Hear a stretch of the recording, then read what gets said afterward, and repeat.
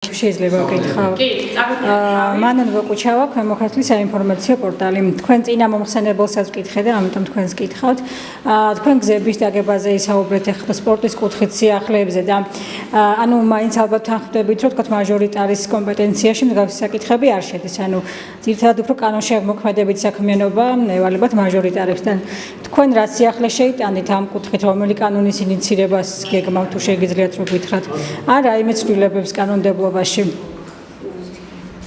თქმა უნდა, გასაგებია თქვენი კითხვა, მე თქვენ როგორც იძახით, გასაგებია კანონთან დაკავშირებით, ეს რა თქმა უნდა ვიცი რომ არ ეხება, მაგრამ როდესაც ხალხი გირჩევს და ხალხთან შეხვედრაზე დადიხარ, რომ ხმა მომეცით, ხალხი გამოდის თავის პრობლემებზე, ხო?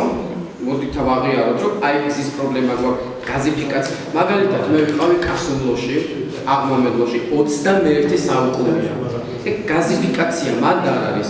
აღმომედლოში, სოფელში, თითო სოფელში გადის გაზი, გაზიფიკაცია, მაგრამ მოსახლეობას არ აწვდია.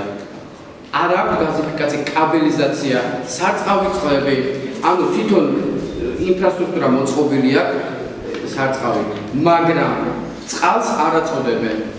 არის მანდ ერთ-ერთი სოფლის რწმუნებული, სახელდა გვარს მალე ბრიფინგში ჩავატარებ და დავასახელებ ამასთან დაკავშირებით, რომელიც იქ ცხოვრებ ადგილობრივ ვიღაც ოლიგარქს ქთამით აძლევს იმ წყალს, ანუ რამდენიმე გექტარია და ადგილობრივ ჩვეულებრივ მოსახლეობა წყალს ვერ იღებს, არ წყალს და რა თქმა უნდა პარლამენტარი როცა ხარ და პარლამენტში შედიხარ ამაზე უნდა ისაუბრო, იქიდან უნდა თქვა რომ მაგალითად მარნეულში ამად ამ სოფელში ეს პრობლემაა, რომ ადგილობრივმა გაიგოს ხელისუფლებამ და მიხედოს ამ საკითხს, მარტო კანონზე არ არის საკლაპარაკი.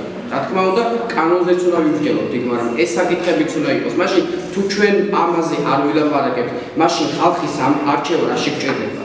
გასაგებია, მადლობა ლეილას ქონდა, მე გიორგის და მე